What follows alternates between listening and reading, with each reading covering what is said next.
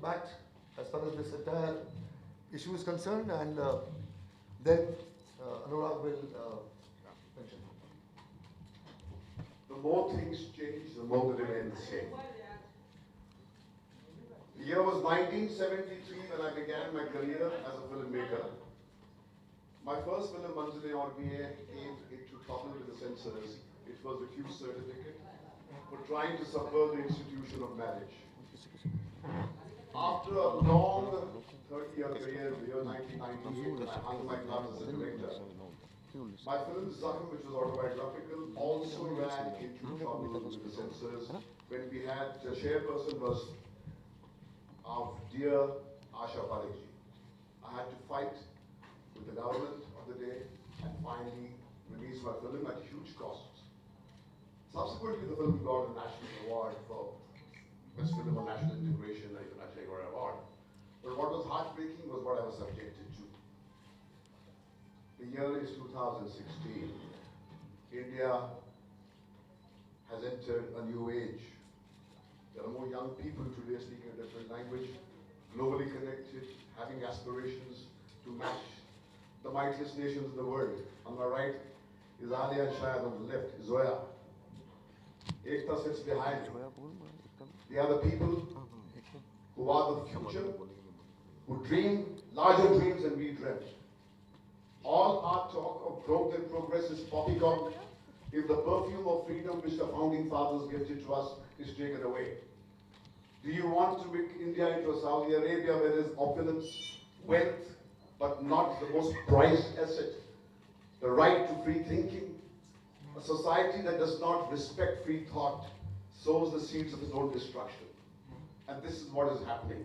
I come here to stand shoulder to shoulder with the filmmakers and for my fraternity, and I'm very glad that such a mighty turnout is here. Because I think it's tragic that one of us, Prahlad Nilani, till yesterday fought shoulder to shoulder with me against the laws of the censorship which impinged us. It is tragic that one of us goes and becomes the toady of some powers which want to muzzle us. Nothing has changed. Nothing. In 73, my film was stopped. It was the emergency time. Today, it is tragic that as we inch towards release day, where the stars have gone out of the way and created a film which kind of holds the mirror, which shames our Indian society about the drug menace, is being strangulated. I think every freedom-loving individual must stand up and articulate his anger against this practice that's going on here in Bollywood. I feel the day is not far that if we keep silence, we would not be allowed to make films that look beyond this, the innate films that we made way back in time, when all the narratives were reduced to just a boy meets girl story and they lived happily ever after. So I stand here to appeal to you to articulate our message, because this is not the industry problem at all. This is a problem of our country.